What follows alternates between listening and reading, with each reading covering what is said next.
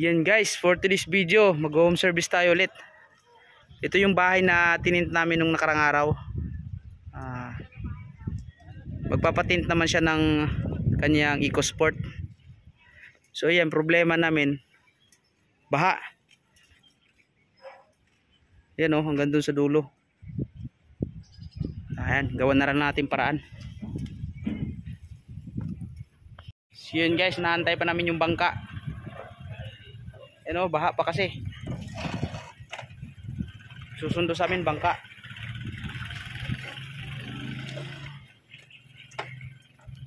Yan. Car wash na si Buddy. So yan guys, nandito na kami. Ito yung babanatan namin, EcoSport.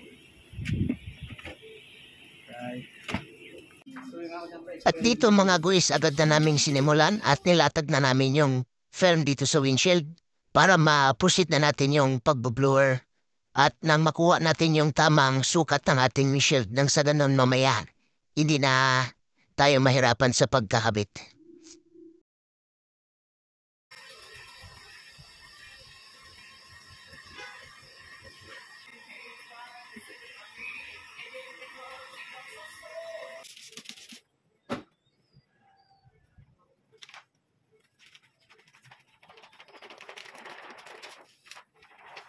At dito mga guys, nalinis ko na yung windshield at inilapat ko na yung ating film dito sa ating windshield.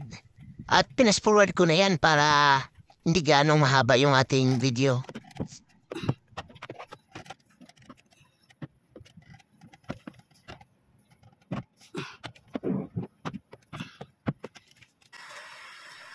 Pagkatapos ko sa windshield mga guys, linipat ako dito sa likod para ma-blower natin yung film. Ayan, maliit lang yung bintana sa likod nito. Mabilis lang ikabit.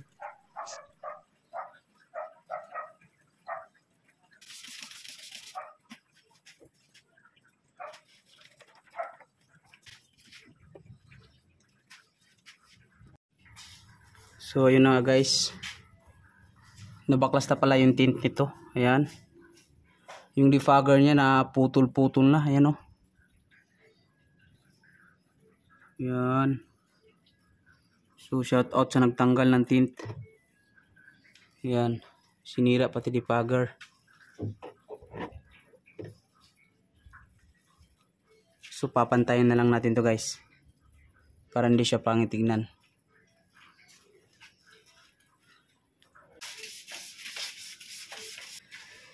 Ayan guys, gamit to. Ayan, tuturin natin. At dito nga no mga guys, yung kanyang defogger, kinudkod ko na para magpantay. Para mamaya pag nakakabit na yung film, hindi siya putol-putol tignan sa labas. Nasira yung defogger niya dahil mali yung pagka-backlash ng kanyang film. Iba yung nag-backlash nito mga guys dahil pinatanggal ni sir dahil sobrang dilinto yung kanyang dating film. Alright.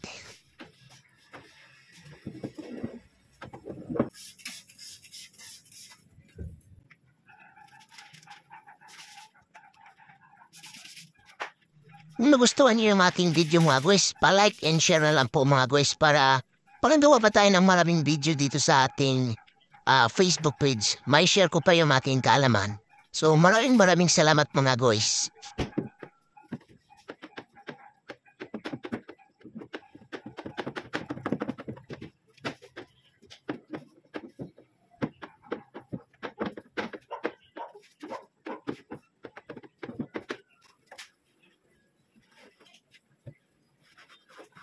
Right guys, tapos na yung ating tint installation dito sa ating EcoSport. So yan. Yan. So ang gamit natin dito guys, Phantom Ceramic with 8 years warranty. Naka medium lang to lahat. Yan. So yan, inaabot na tayo ng ulan.